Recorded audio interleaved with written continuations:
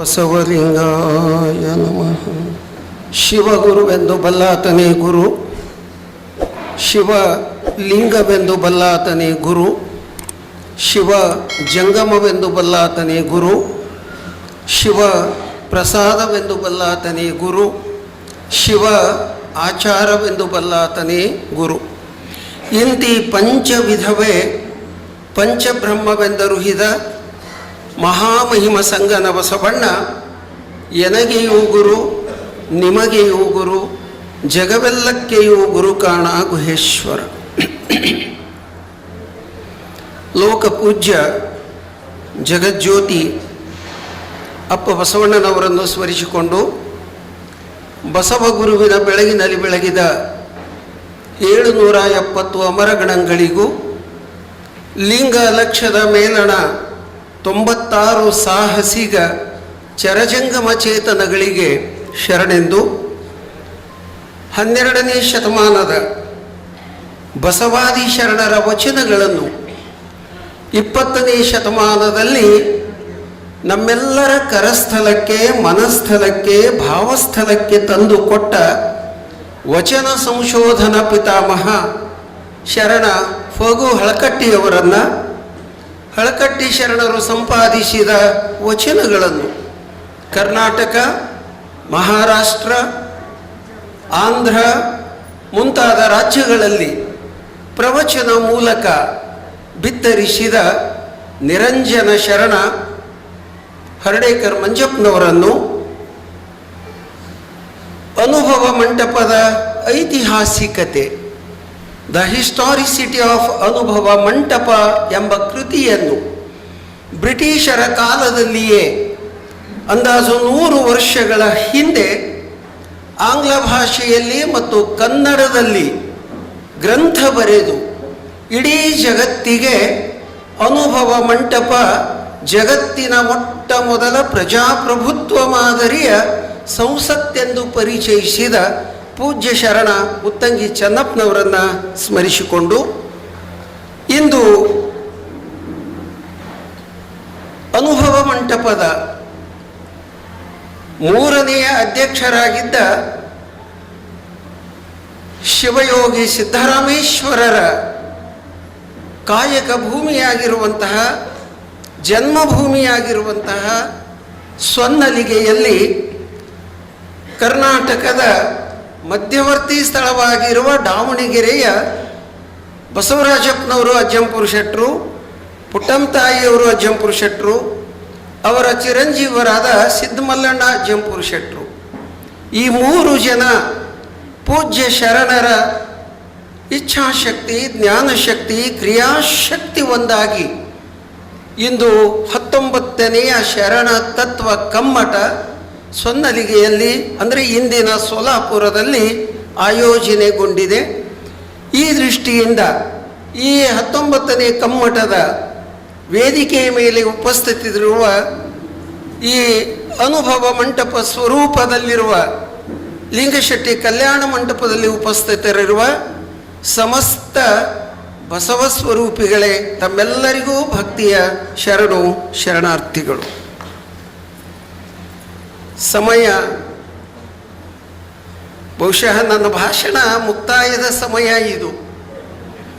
6:15ಗೆ ಪ್ರಾರಂಭ ಆಗಿದ್ದರೆ 45 ನಿಮಿಷ ನನಗೆ ಸಮಯವನ್ನು ಮುಂಚೆ ತಿಳಿಸಿದ್ರು. 1 ಗಂಟೆ ತಡ ಆಗ್ಯದ. ಅದಕ್ಕೆ ಕಾರಣ ನಮ್ಮ ಟ್ರಸ್ಟಿನವರು ಅಲ್ಲ, ನಾವುಗಳು ಯಾರೂ ಅಲ್ಲ. ಈ ಒಂದು ಕಲ್ಯಾಣ ಮಂಟಪದಲ್ಲಿ ಮುಂಚೆ ಒಂದು ಕಾರ್ಯಕ್ರಮ ಇದ್ದುದರಿಂದ ಅವರು ಈ ಕಲ್ಯಾಣ ಮಂಟಪದಿಂದ ಹೊರಗೆ ಹೋಗಬೇಕಾದ ಸಂದರ್ಭ 1 ಗಂಟೆ ತಡ ಆಯಿತು. ಆ ದೃಷ್ಟಿಯಿಂದ ತಾಯಿಯವರು ಈಗಾಗಲೇ ಕ್ಷಮಾನೂ ಕೇಳಿದ್ದಾರೆ. ನಾಳೆಯಿಂದ ನಮ್ಮ ಯಾವ ಕಾರ್ಯಕ್ರಮಗಳು ಕೂಡ 1 ನಿಮಿಷನೂ ವ್ಯತ್ಯಾಸ ಆಗೋದಿಲ್ಲ. ಸಮಯಕ್ಕೆ ಸರಿಯಾಗಿ ನಮ್ಮ ಕಮ್ಮಟದ ಎಲ್ಲ ಬೆಳಗ್ಗೆಯಿಂದ ರಾತ್ರಿಯವರೆಗೂ ಎಲ್ಲ ಕಾರ್ಯಕ್ರಮಗಳು ವೇಳೆಗೆ ಸರಿಯಾಗಿ ನಡೀತವೆ. 4 ದಿನ ನಿಮ್ಮೊಂದಿಗೆ ನಾನು ಶಿಬಿರಾರ್ಥಿಯಾಗಿ ಕಮ್ಮಟದಲ್ಲಿ ಇರ್ತೇನೆ. 4 ದಿನ ಕಾರ್ಯಕ್ರಮದಲ್ಲಿ ಪಾಲ್ಗೊಂಡೇ ನಾವೆಲ್ಲರೂ ಮುಂದಿನ ನಮ್ಮ ಕಾಯಕಕ್ಕೆ ಹೋಗ್ತಾ ಇದ್ದೀವಿ. ಆದ್ದರಿಂದ ತಾವೆಲ್ಲರೂ ಕೂಡ ಸಮಯಕ್ಕೆ ಸರಿಯಾಗಿ ಇನ್ನೂ ಅನೇಕ ಬಳಗ ಕರ್ಕೊಂಡು ಬರ್ರಿ. ಬೆಳಗ್ಗೆಯಿಂದ ಉಪಹಾರ ಪ್ರಸಾದ, ಮಧ್ಯಾಹ್ನದ ಪ್ರಸಾದ, ಸಾಯಂಕಾಲದ ಉಪಹಾರ ಮತ್ತು ರಾತ್ರಿಯ ಪ್ರಸಾದವೂ ಕೂಡ ಎಲ್ಲರಿಗೂ ಇಲ್ಲಿ ಅಜ್ಜಂಪುರ ಶೆಟ್ಟರ್ ಸೇವಾ ಟ್ರಸ್ಟಿನಿಂದ ಇಲ್ಲಿ ದಾಸೋಹ ಮಾಡ್ತಾ ಇದ್ದಾರೆ. ಅದಕ್ಕೆ ಮನೆಯೊಳಗೆ ತಾವ್ಯಾರು ಸೊನ್ನಲಾಪುರದವ್ರಿಗೆ ವಿಶೇಷವಾಗಿ ನಾನು ಹೇಳೋದು, ಹೊರಗಿನಿಂದ ಬಂದವರಂತೂ ನಮ್ಮ ಜೊತೆನೇ ಇರ್ತೀರಿ ಇಲ್ಲೇನೆ. ಸೊಲ್ಲಾಪುರದವರು ಕಾರ್ಯಕ್ರಮ ಮುಗಿಸ್ಕೊಂಡು ಮನೆಗೆ ಪ್ರಸಾದ ಮಾಡ್ಕೊಂಡ ಮನೆಗೆ ಹೋಗ್ರಿ. ಆದರೆ 4 ದಿನ ಈ ಕಾರ್ಯಕ್ರಮದಲ್ಲಿ ಸಂಪೂರ್ಣವಾಗಿ ತಾವು ಪಾಲ್ಗೊಳ್ಳಬೇಕು ಅಂತ ಮಾನ್ಯ ರುದ್ರಪ್ಪ ಶರಣರು ಈಗಾಗಲೇ ತಮಗೆ ಭಿನ್ನಾಹ ಮಾಡಿದ್ದಾರೆ. ಇನ್ನು ನೇರವಾಗಿ ನನ್ನ ವಿಷಯಕ್ಕೆ ಬರ್ತೇನೆ. ಇಂದು ಇಬ್ಬರು ಅನುಭವ ನೀಡೋರಿದ್ದೀವಿ.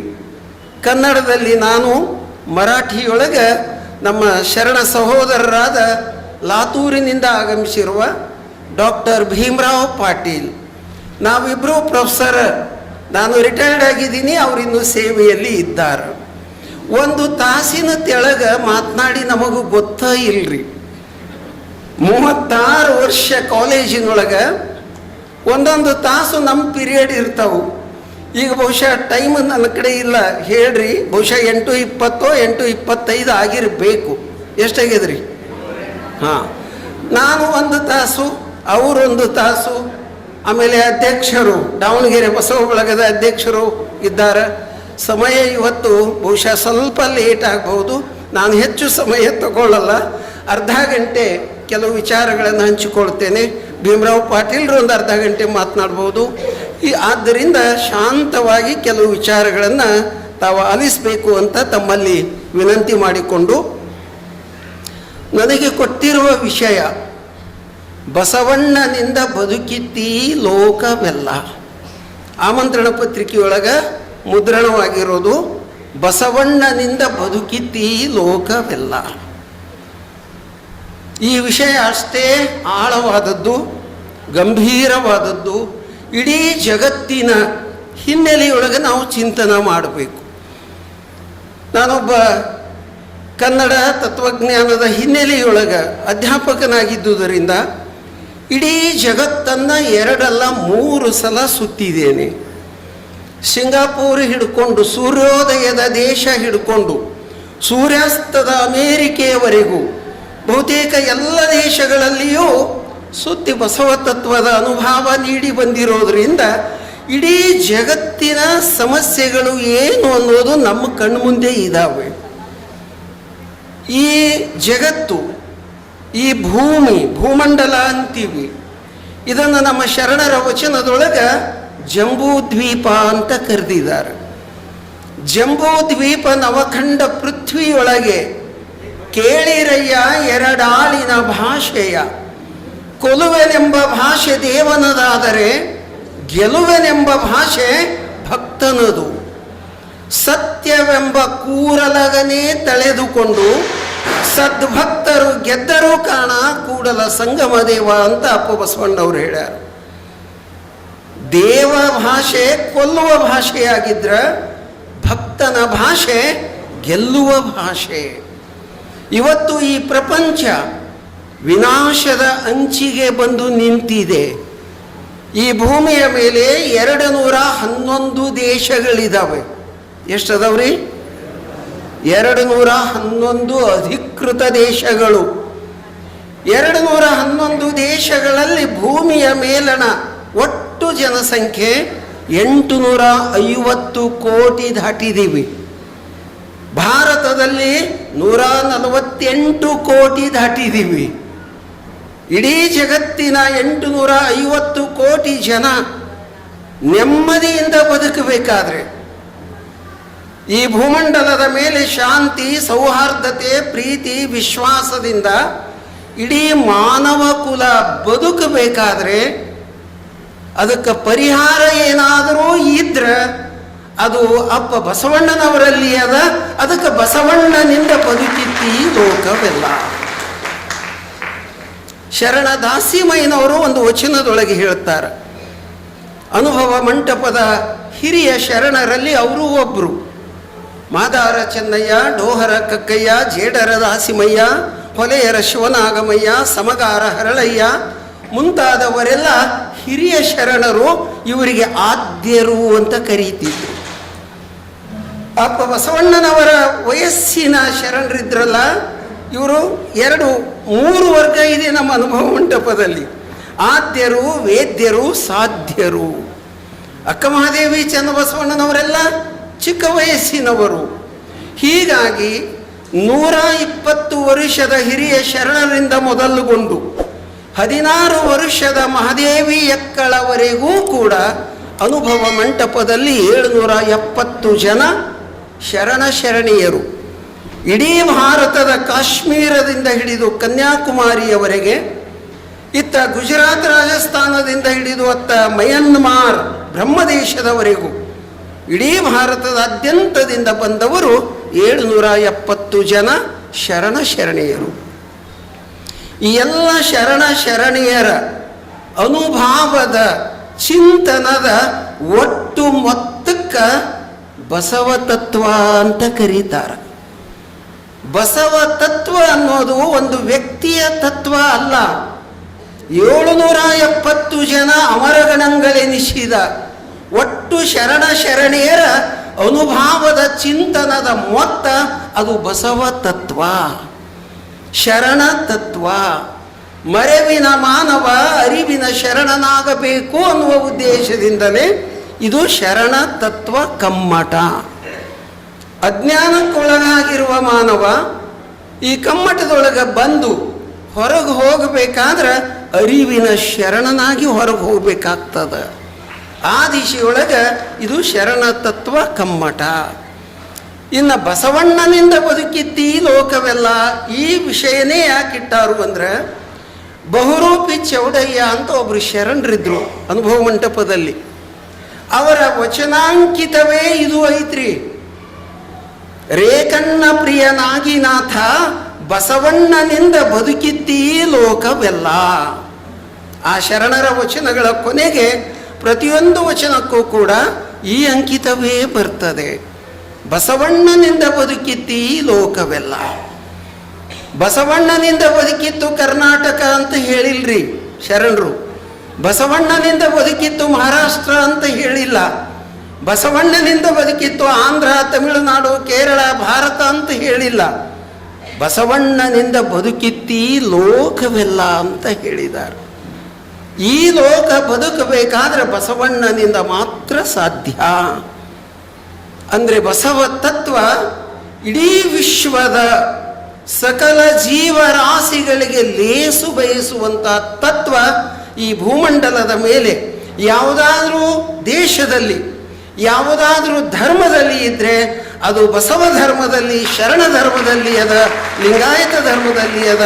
ಅಂತಹ ತತ್ವ ಕೊಟ್ಟವರು ಅಪ್ಪ ಬಸವಣ್ಣನವರು ಹಾಗೂ ಅವರ ಎಲ್ಲ ಶರಣ ಸಂಕುಳ. ಒಂದು ಪ್ರಸಂಗ ಹೇಳ್ತೇನೆ ನಾನು. ಸಿದ್ದರಾಮನ ನಾಡಿನಲ್ಲಿ ನಿಂತು ನಾವು ಚಿಂತನೆ ಮಾಡಕತ್ತಿದ್ದೀವಿ. ಅಲ್ಲಮ ಪ್ರಭುಗಳು ಸೊನ್ನಲಿಗೆಗೆ ಬಂದಿದ್ರು 12ನೇ ಶತಮಾನದಲ್ಲಿ. ಗೊತ್ತಿದೆಯಲ್ಲ ತಮಗೆಲ್ಲ, ಸ್ವಲ್ಪ ಚರಿತ್ರೆ ಗೊತ್ತದ.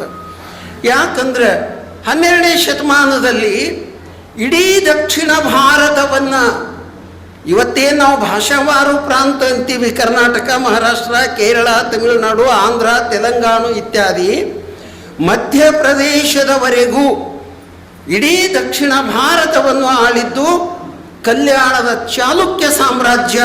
ಅದರ ರಾಜಧಾನಿ ಕಲ್ಯಾಣವಾಗಿತ್ತು. ಇಡೀ ದಕ್ಷಿಣ ಭಾರತದ ಪ್ರಧಾನಿಯಾಗಿದ್ದರು ಅಪ್ಪ ಬಸವಣ್ಣನವರು. ಇದು ಗೊತ್ತಿರಲಿ ನಮಗೆ. ಇಂಗ್ಲೆಂಡಿನೊಳಗೆ ಥೇಮ್ಸ್ ನದಿ ದಂಡಿ ಮೇಲೆ 2 ಸಲ ಹೋಗಿದ್ದೇವೆ ನಾವು ಲಂಡನ್ನಿಗೆ. ಅಲ್ಲಿ ಬ್ರಿಟಿಷ್ ಪಾರ್ಲಿಮೆಂಟ್ ಅದ. ಆ ಬ್ರಿಟಿಷ್ ಪಾರ್ಲಿಮೆಂಟಿನ ಎದುರಿಗೆ ಥೇಮ್ಸ್ ನದಿಯ ದಡದಲ್ಲಿ ಜಗತ್ತಿನ ಯಾವುದಾದ್ರೂ ಒಬ್ಬ ಪ್ರಜಾಪ್ರಭುತ್ವ ಮಾದರಿಯ ಸಂಸತ್ತನ್ನು ಸ್ಥಾಪಿಸಿದಂತಹ ಯಾವುದಾದ್ರೂ ಒಬ್ಬ ವ್ಯಕ್ತಿಯ ಸ್ಟ್ಯಾಚ್ಯೂ ಯಾವುದಾದ್ರೂ ಇವತ್ತು ಅಲ್ಲಿ ಪ್ರತಿಷ್ಠಾಪನೆಯಾಗಿದ್ರೆ ಅದು ಬಸವಣ್ಣನವರ ಸ್ಟ್ಯಾಚ್ಯೂ ಮಾತ್ರ ಇಂಗ್ಲೆಂಡಿನ ಪಾರ್ಲಿಮೆಂಟ್ ಮುಂದಿದೆ. ಅಲ್ಲಿಯವರೆಗೂ ಇಂಗ್ಲೆಂಡಿನವರಿಗೆ ಒಂದು ಅಹಂ ಇತ್ತು. ಏನು ಅಂದರೆ ಜಗತ್ತಿನ ಪ್ರಜಾಪ್ರಭುತ್ವದ ತಾಯಿ ನಾವು ಅಂತಿದ್ರು ಅವರು. ಮದರ್ ಆಫ್ ಡೆಮೋಕ್ರಸಿ ಅವರ್ ಬ್ರಿಟಿಷ್ ಪಾರ್ಲಿಮೆಂಟ್ ಅಂತಿದ್ರು. ಹೌಸ್ ಆಫ್ ಕಾಮನ್ಸ್ ಅಂತಾರೆ ಅದಕ್ಕೆ. ಜಗತ್ತಿನಲ್ಲಿ ಮೊಟ್ಟ ಮೊದಲು ಪ್ರಜಾಪ್ರಭುತ್ವ ಕೊಟ್ಟಂತಹ ಸಂಸತ್ತು ನಮ್ಮದು ಅಂತ ಅಭಿಮಾನ ಇತ್ತು. ಯಾವಾಗ ಅನುಭವ ಮಂಟಪದ ಐತಿಹಾಸಿಕತೆ ಅದು ಸೊನ್ನಲಾಪುರದಲ್ಲೇ ಇದ್ದಂತಹ ಡಾಕ್ಟರ್ ಭಗವಾನ್ ದಾಸ್ ತಿವಾರಿಯವರು, ಅವ್ರನ್ನೂ ನೆನಪಿಸ್ಕೊಳ್ಬೇಕು. ಜಯದೇವಿ ತಾಯಿ ಲಿಗಾಡಿ ಅವರ ಕಾಲದೊಳಗ, ಅಮ್ಮವ್ರ ಕಾಲದೊಳಗ ಬಸವೇಶ್ವರಕ್ಕೆ ವಚನ್ ಅಂತ ಬಸವಣ್ಣನವರ ಸಮಗ್ರ ವಚನಗಳನ್ನು ಹಿಂದಿಗೆ ಅನುವಾದ ಮಾಡಿದ್ದಾರೆ, ಪಬ್ಲಿಷ್ ಆಗಿದೆ. ಬಸವ ಸೆಂಟರ್ ಸೋಲಾಪುರದಿಂದ ಆ ಕಾಲದಲ್ಲಿ ಅದು ಹಸ್ತಪ್ರತಿ ಸಿದ್ಧವಾದಾಗ ಭಗವಾನ್ ದಾಸ್ ತಿವಾರಿಯವರು, ಶಶಿಕಲಾ ತಾಯಿ ಮಡಿಕೆಯವರು ಅವಾಗೆಲ್ಲ ನನ್ನ ಕರೆಸ್ಕೊಂಡ್ರು. ಒಂದು ತಿಂಗಳ ಇದ್ದೆ ನಾನು ಆ ಗ್ರಂಥ ಅಂತಿಮವಾಗಿ ಮುದ್ರಣವಾಗುವ ಕಾಲಕ್ಕೆ. ಯಾಕಂದರೆ ಕನ್ನಡದ ವಚನದ ಮೂಲ ಆಶಯ ಹಿಂದಿಯೊಳಗೆ ಸರಿಯಾಗಿ ಅನುವಾದ ಆಗ್ಯದೋ ಇಲ್ಲೋ ಅಂತ.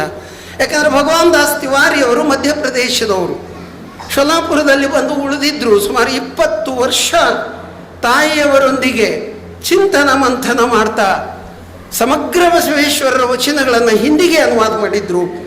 ಆ ಗ್ರಂಥ ಇಂಗ್ಲೆಂಡಿನೊಳಗೆ ಡಾಕ್ಟರ್ ನೀರಜ್ ಪಾಟೀಲ್ರು ಪ್ರಯತ್ನದಿಂದಾಗಿ ಬಸವಣ್ಣನವರ ಮೂರ್ತಿ ಅನಾವರಣದ ಕಾಲಕ್ಕೆ ನಮ್ಮ ದೇಶದ ಪ್ರಧಾನಮಂತ್ರಿಗಳು ಅನಾವರಣ ಮಾಡ್ಲಿಕ್ಕೆ ಹೋದ ಸಂದರ್ಭದೊಳಗೆ ಬಸವೇಶ್ವರಕ್ಕೆ ವಚನ್ ಡಾಕ್ಟರ್ ಭಗವಾನ್ ದಾಸ್ ತಿವಾರಿಯವರು ಬರೆದ ಗ್ರಂಥವನ್ನು ಮೋದಿಯವರಿಗೆ ಹೋಗಿ ತಲುಪಿಸಿದ್ರು. ಅದನ್ನು ಅಧ್ಯಯನ ಮಾಡಿದ ಮೋದಿಯವರು ಇಂಗ್ಲೆಂಡದ ಪ್ರಧಾನಮಂತ್ರಿಯ ಮುಂದೆಯೇ ಮಾತನಾಡಿದ್ರು. ಇಲ್ಲಿ ತನಕ ನಿಮ್ಮ ಪಾರ್ಲಿಮೆಂಟ್ ಜಗತ್ತಿನ ಮೊದಲ ಅಂತಿದ್ರಿ.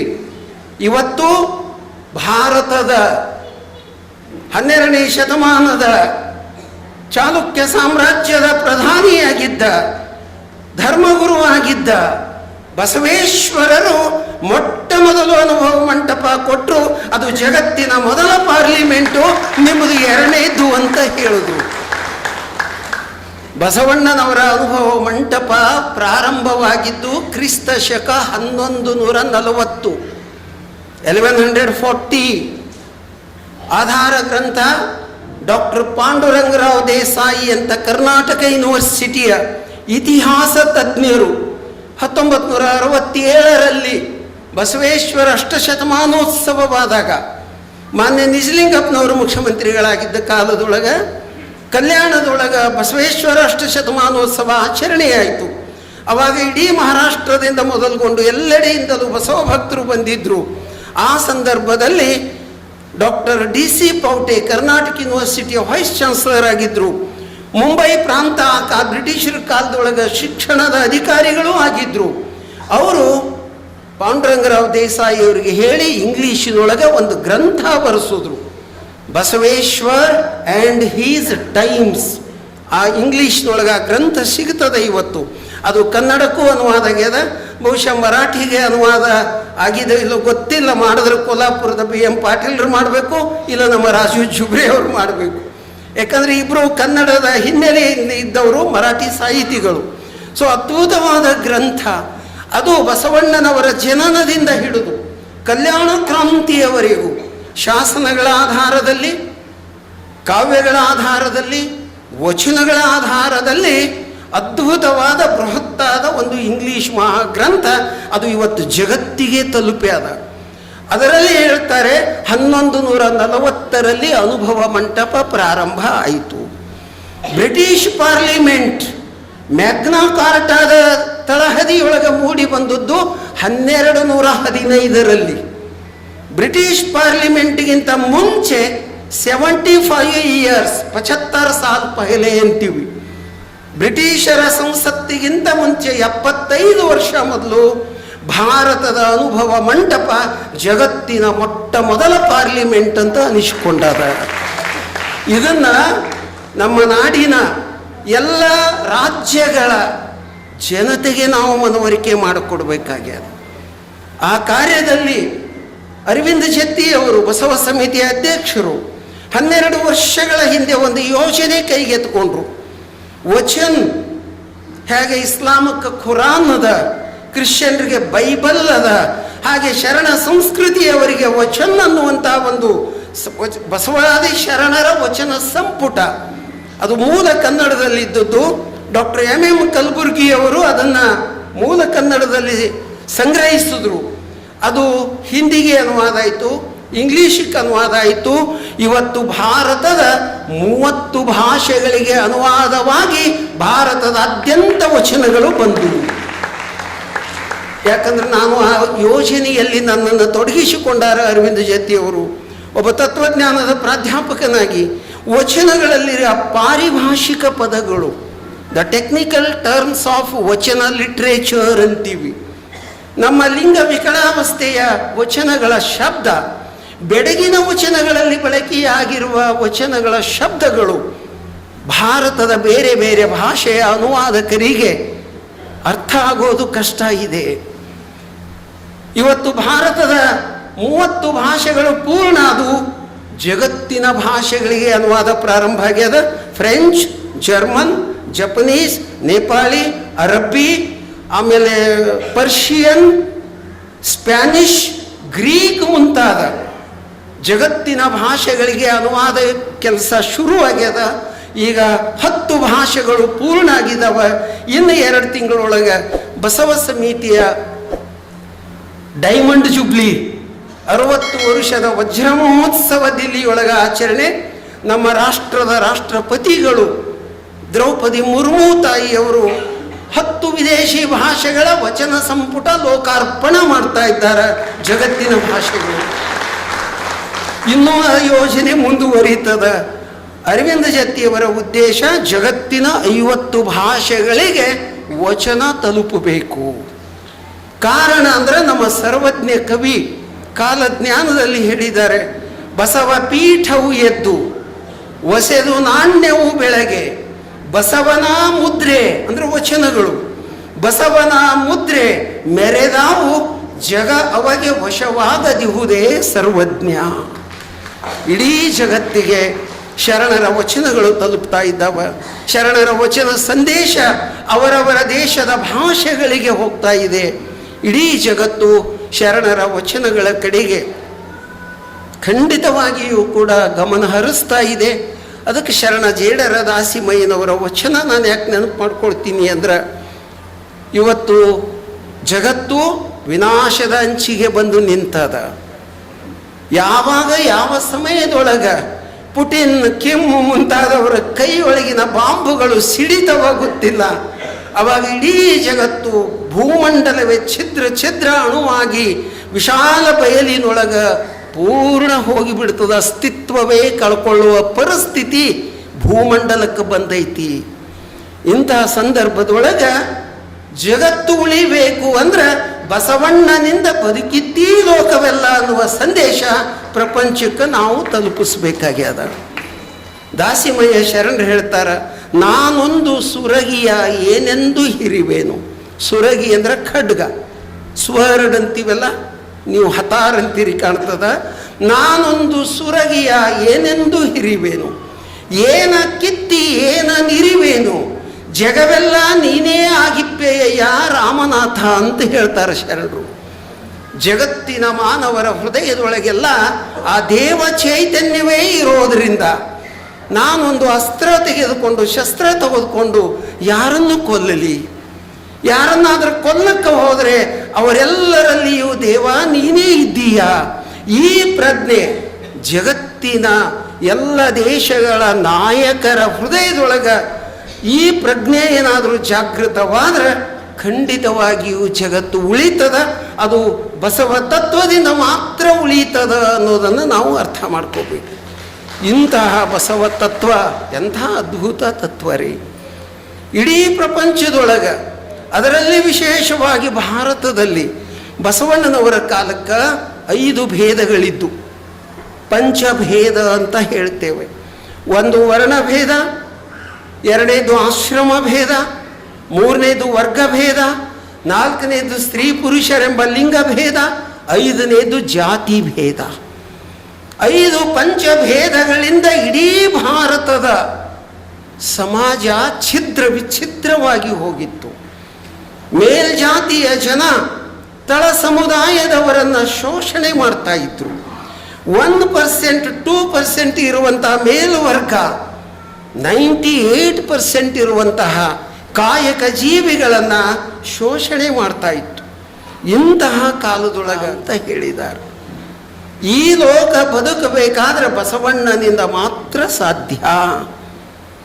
ಅಂದರೆ ಬಸವ ತತ್ವ ಇಡೀ ವಿಶ್ವದ ಸಕಲ ಜೀವರಾಶಿಗಳಿಗೆ ಲೇಸು ಬಯಸುವಂಥ ತತ್ವ.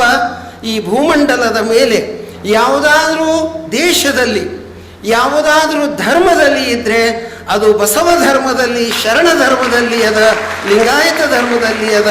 ಅಂತಹ ತತ್ವ ಕೊಟ್ಟವರು ಅಪ್ಪ ಬಸವಣ್ಣನವರು ಹಾಗೂ ಅವರ ಎಲ್ಲ ಶರಣ ಸಂಕುಳ. ಒಂದು ಪ್ರಸಂಗ ಹೇಳ್ತೇನೆ ನಾನು.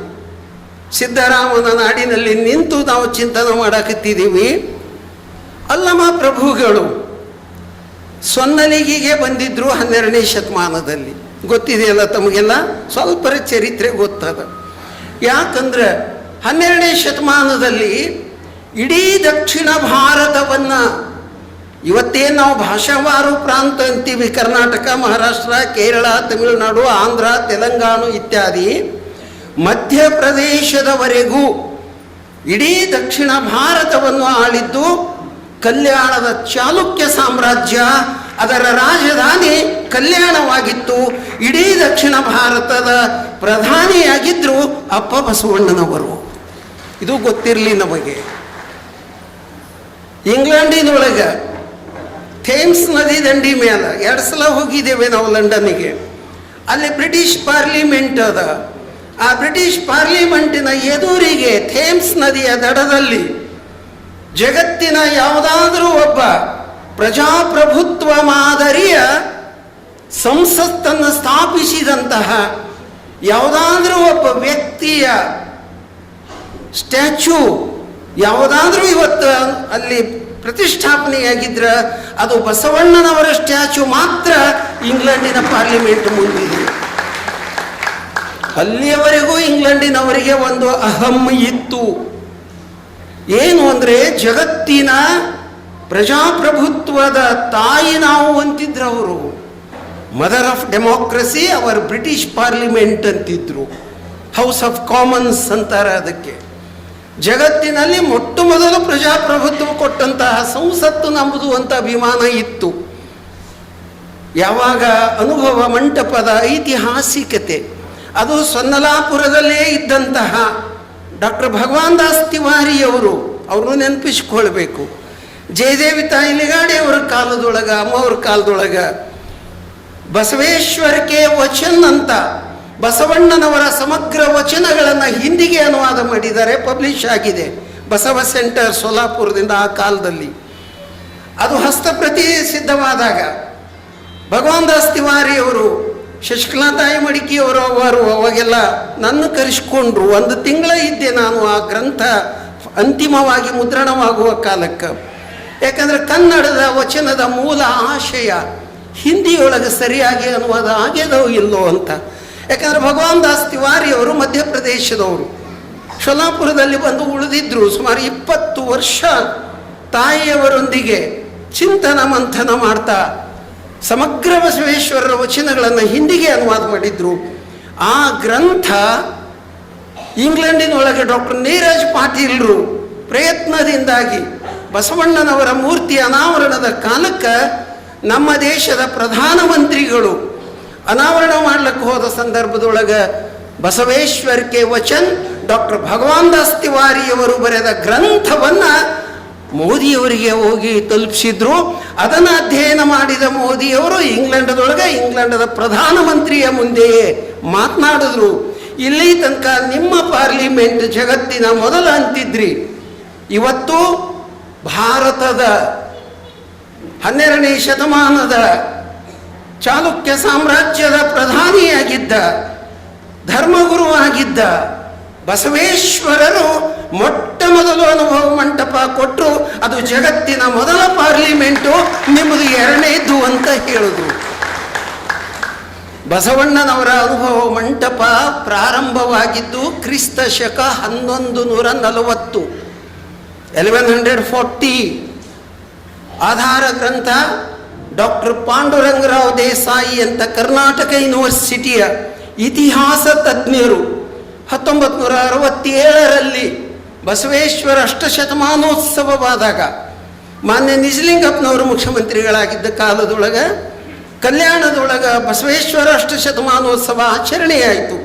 ಆವಾಗ ಇಡೀ ಮಹಾರಾಷ್ಟ್ರದಿಂದ ಮೊದಲುಗೊಂಡು ಎಲ್ಲೆಡೆಯಿಂದಲೂ ಬಸವ ಭಕ್ತರು ಬಂದಿದ್ದರು. ಆ ಸಂದರ್ಭದಲ್ಲಿ ಡಾಕ್ಟರ್ DC ಪೌಟೆ ಕರ್ನಾಟಕ ಯೂನಿವರ್ಸಿಟಿಯ ವೈಸ್ ಚಾನ್ಸಲರ್ ಆಗಿದ್ದರು. ಮುಂಬೈ ಪ್ರಾಂತ ಬ್ರಿಟಿಷರ ಕಾಲದೊಳಗೆ ಶಿಕ್ಷಣದ ಅಧಿಕಾರಿಗಳೂ ಆಗಿದ್ದರು. ಅವರು ಪಾಂಡುರಂಗರಾವ್ ದೇಸಾಯಿ ಅವರಿಗೆ ಹೇಳಿ ಇಂಗ್ಲೀಷಿನೊಳಗೆ ಒಂದು ಗ್ರಂಥ ಬರೆಸಿದ್ರು, ಬಸವೇಶ್ವರ್ ಆ್ಯಂಡ್ ಹೀಸ್ ಟೈಮ್ಸ್. ಆ ಇಂಗ್ಲೀಷ್ನೊಳಗೆ ಆ ಗ್ರಂಥ ಸಿಗ್ತದೆ ಇವತ್ತು. ಅದು ಕನ್ನಡಕ್ಕೂ ಅನುವಾದ ಆಗ್ಯದ, ಬಹುಶಃ ಮರಾಠಿಗೆ ಅನುವಾದ ಆಗಿದೆ ಇಲ್ಲ ಗೊತ್ತಿಲ್ಲ. ಮಾಡಿದ್ರೆ ಕೊಲ್ಹಾಪುರದ BM ಪಾಟೀಲ್ರು ಮಾಡಬೇಕು, ಇಲ್ಲ ನಮ್ಮ ರಾಜು ಜುಬ್ರೆ ಅವರು ಮಾಡಬೇಕು. ಯಾಕಂದರೆ ಇಬ್ಬರು ಕನ್ನಡದ ಹಿನ್ನೆಲೆಯಿಂದ ಇದ್ದವರು, ಮರಾಠಿ ಸಾಹಿತಿಗಳು. ಸೊ ಅದ್ಭುತವಾದ ಗ್ರಂಥ ಅದು. ಬಸವಣ್ಣನವರ ಜನನದಿಂದ ಹಿಡಿದು ಕಲ್ಯಾಣ ಕ್ರಾಂತಿಯವರೆಗೂ ಶಾಸನಗಳ ಆಧಾರದಲ್ಲಿ, ಕಾವ್ಯಗಳ ಆಧಾರದಲ್ಲಿ, ವಚನಗಳ ಆಧಾರದಲ್ಲಿ ಅದ್ಭುತವಾದ ಬೃಹತ್ತಾದ ಒಂದು ಇಂಗ್ಲೀಷ್ ಮಹಾಗ್ರಂಥ. ಅದು ಇವತ್ತು ಜಗತ್ತಿಗೆ ತಲುಪ್ಯಾದ. ಅದರಲ್ಲಿ ಹೇಳ್ತಾರೆ 1140ರಲ್ಲಿ ಅನುಭವ ಮಂಟಪ ಪ್ರಾರಂಭ ಆಯಿತು.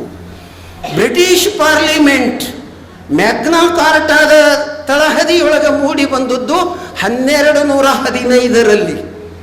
ಬ್ರಿಟಿಷ್ ಪಾರ್ಲಿಮೆಂಟ್ಗಿಂತ ಮುಂಚೆ 75 ಇಯರ್ಸ್ 75 ಸಾಲ ಪಹಲೆ ಅಂತೀವಿ.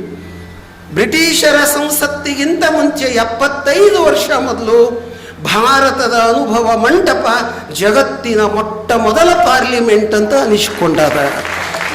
ಇದನ್ನು ನಮ್ಮ ನಾಡಿನ ಎಲ್ಲ ರಾಜ್ಯಗಳ ಜನತೆಗೆ ನಾವು ಮನವರಿಕೆ ಮಾಡಿಕೊಡ್ಬೇಕಾಗ್ಯದ. ಆ ಕಾರ್ಯದಲ್ಲಿ ಅರವಿಂದ ಜತ್ತಿಯವರು ಬಸವ ಸಮಿತಿಯ ಅಧ್ಯಕ್ಷರು 12 ವರ್ಷಗಳ ಹಿಂದೆ ಒಂದು ಯೋಜನೆ ಕೈಗೆತ್ತಿಕೊಂಡ್ರು. ವಚನ್ ಹೇಗೆ ಇಸ್ಲಾಮಕ್ಕೆ ಖುರಾನ್ ಅದ, ಕ್ರಿಶ್ಚಿಯನ್ರಿಗೆ ಬೈಬಲ್ ಅದ, ಹಾಗೆ ಶರಣ ಸಂಸ್ಕೃತಿಯವರಿಗೆ ವಚನ್ ಅನ್ನುವಂಥ ಒಂದು ಬಸವಾದಿ ಶರಣರ ವಚನ ಸಂಪುಟ, ಅದು ಮೂಲ ಕನ್ನಡದಲ್ಲಿದ್ದದ್ದು. ಡಾಕ್ಟರ್ MM ಕಲಬುರ್ಗಿಯವರು ಅದನ್ನು ಮೂಲ ಕನ್ನಡದಲ್ಲಿ ಸಂಗ್ರಹಿಸಿದ್ರು. ಅದು ಹಿಂದಿಗೆ ಅನುವಾದ ಆಯಿತು, ಇಂಗ್ಲೀಷಿಗೆ ಅನುವಾದ ಆಯಿತು. ಇವತ್ತು ಭಾರತದ 30 ಭಾಷೆಗಳಿಗೆ ಅನುವಾದವಾಗಿ ಭಾರತದಾದ್ಯಂತ ವಚನಗಳು ಬಂದವು. ಯಾಕಂದ್ರೆ ನಾನು ಆ ಯೋಜನೆಯಲ್ಲಿ ನನ್ನನ್ನು ತೊಡಗಿಸಿಕೊಂಡಾರ ಅರವಿಂದ ಜತ್ತಿಯವರು.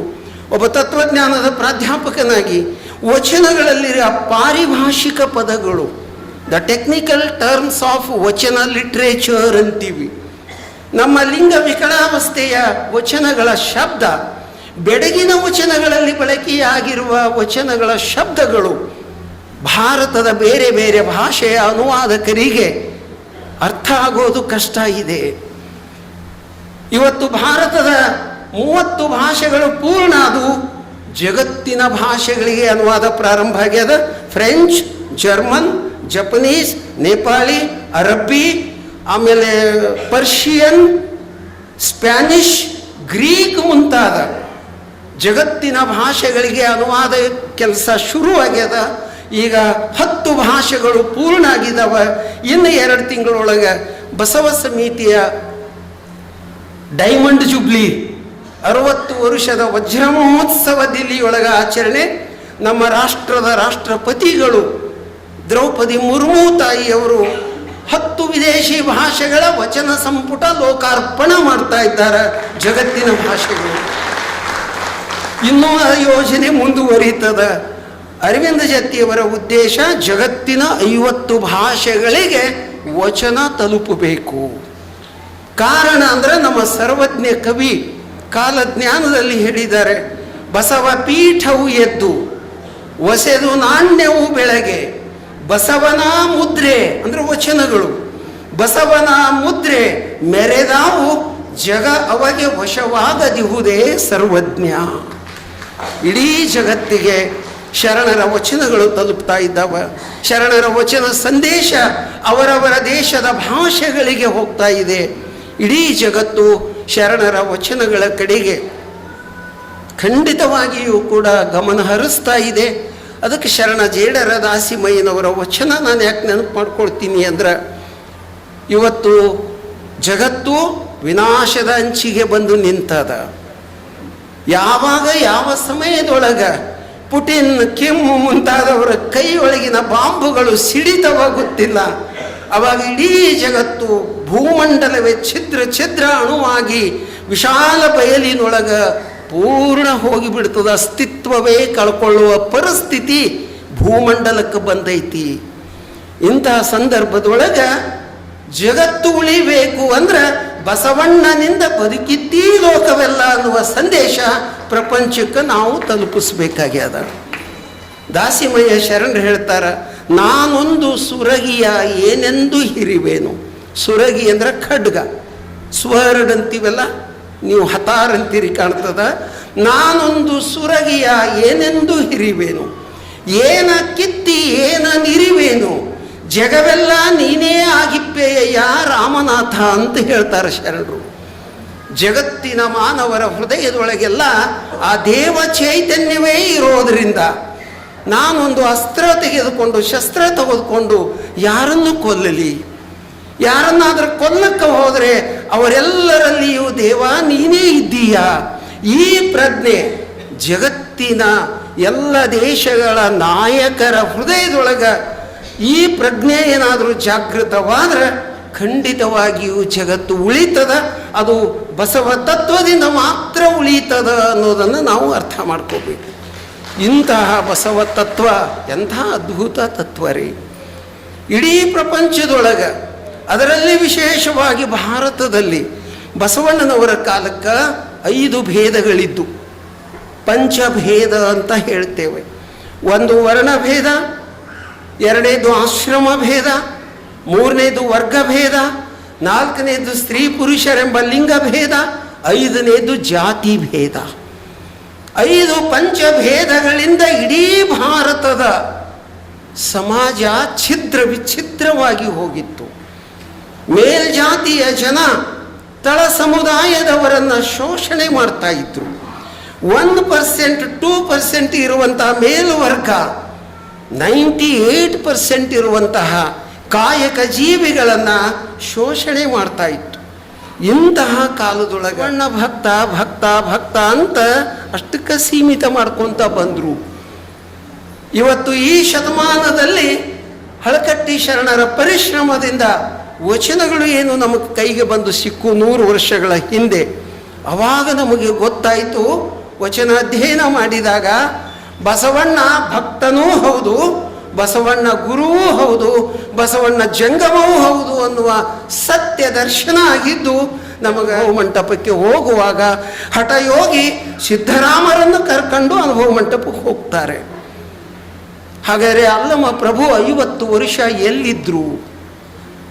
ಯೌವನದಲ್ಲಿ ಬನವಾಸಿ ನಾಡನ್ನು ತೊರೆದು ಹೋದ ಅಲ್ಲಮ ಮುಪ್ಪಿನ ಕಾಲದಾಗ 80-90 ವರ್ಷದ ವಯೋವೃದ್ಧನಾಗಿ ಅನುಭವ ಮಂಟಪಕ್ಕೆ ಬರಬೇಕಾದ್ರೆ ಮಧ್ಯದಲ್ಲಿ ಎಲ್ಲಿದ್ರು? ಇದು ಅಮೇರಿಕಾದ ಒಬ್ಬ ತತ್ವಜ್ಞಾನಿ ಪ್ರಾಧ್ಯಾಪಕರು, ಅದು ಮಹಿಳೆ, ಸಂಶೋಧನೆ ಮಾಡಿದ್ದಾರೆ.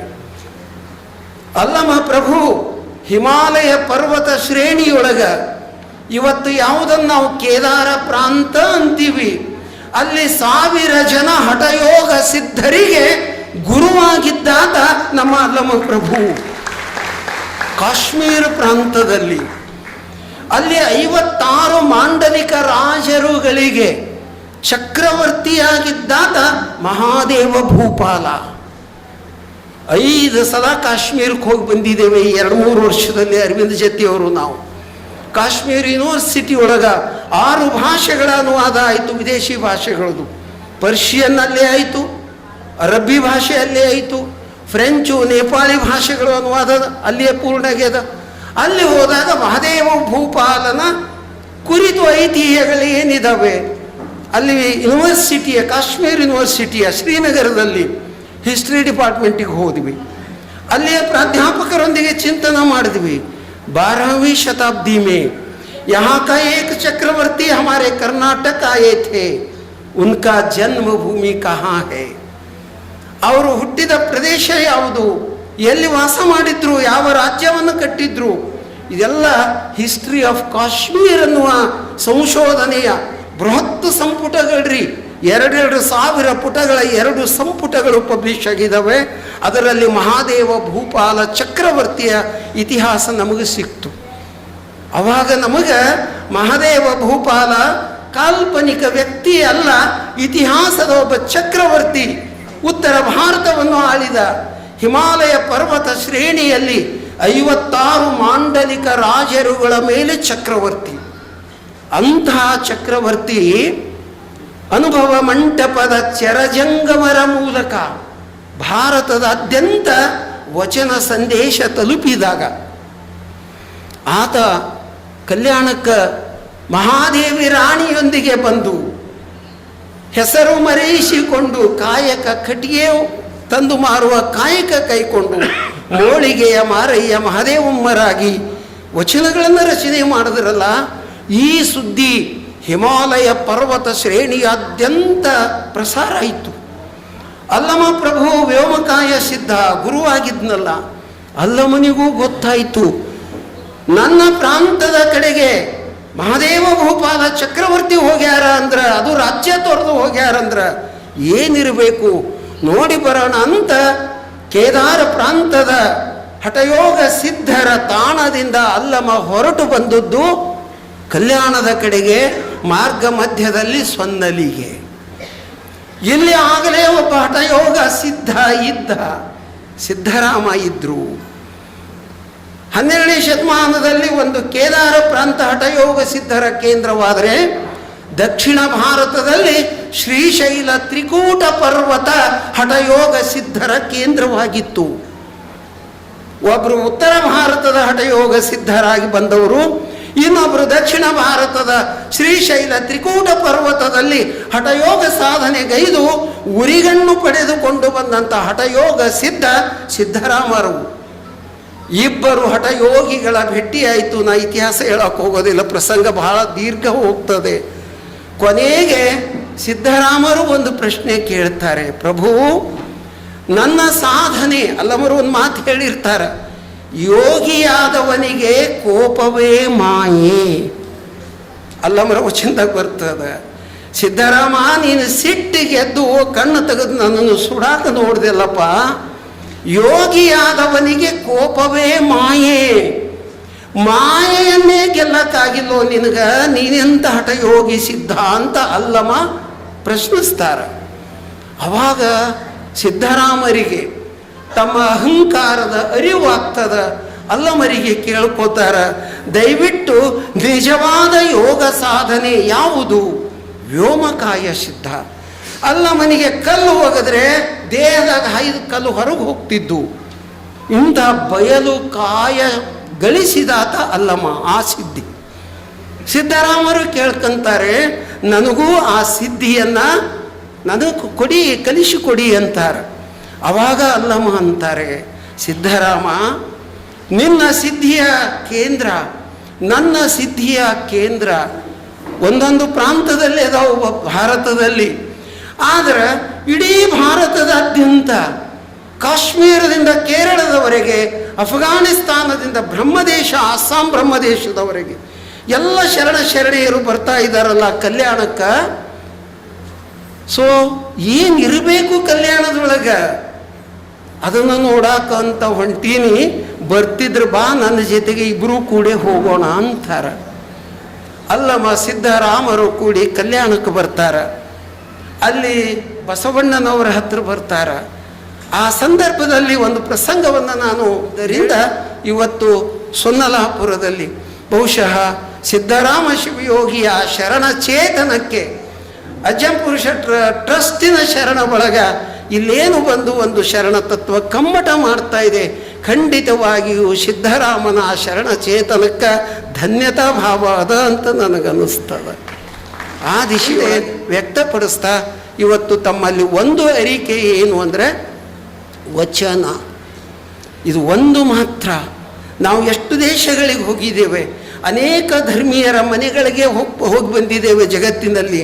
ಪ್ರತಿಯೊಬ್ಬರೂ ತಮ್ಮ ಕಾಯಕಕ್ಕೆ ಹೋಗುವಾಗ ಅವರ ಮನೆಯ ಹಾಲ್ದೊಳಗೆ ಕ್ರಿಶ್ಚಿಯನ್ರು ಯೇಸುವಿನ ಭಾವಚಿತ್ರ ಇಟ್ಟು ಅಲ್ಲಿ ಬೈಬಲ್ ಇಟ್ಟು ಒಂದು ಬೈಬಲ್ಲದ ಒಂದು ಸಂದೇಶವನ್ನು ಓದಿ ತಮ್ಮ ಕೈಗೆ ಅವಕಾಶ ಕಲ್ಪಿಸಿದ ನಮ್ಮ ಎಲ್ಲ ಸೋಲಾಪುರದ ಎಲ್ಲ ಸಂಘಟನೆಗಳು, ನಮ್ಮ ಸಿಂಧು ತಾಯಿಯವರು ಮೊದಲುಗೊಂಡು ನಮ್ಮ ದಾವಣಗೆರೆಯ ಟ್ರಸ್ಟಿನ ಶರಣ ಬಳಗ ಈ ಅವಕಾಶ ಕಲ್ಪಿಸಿದ್ದಕ್ಕೆ ತಮ್ಮೆಲ್ಲರಿಗೂ ಭಕ್ತಿಯ ಶರಣಾರ್ಥಿ.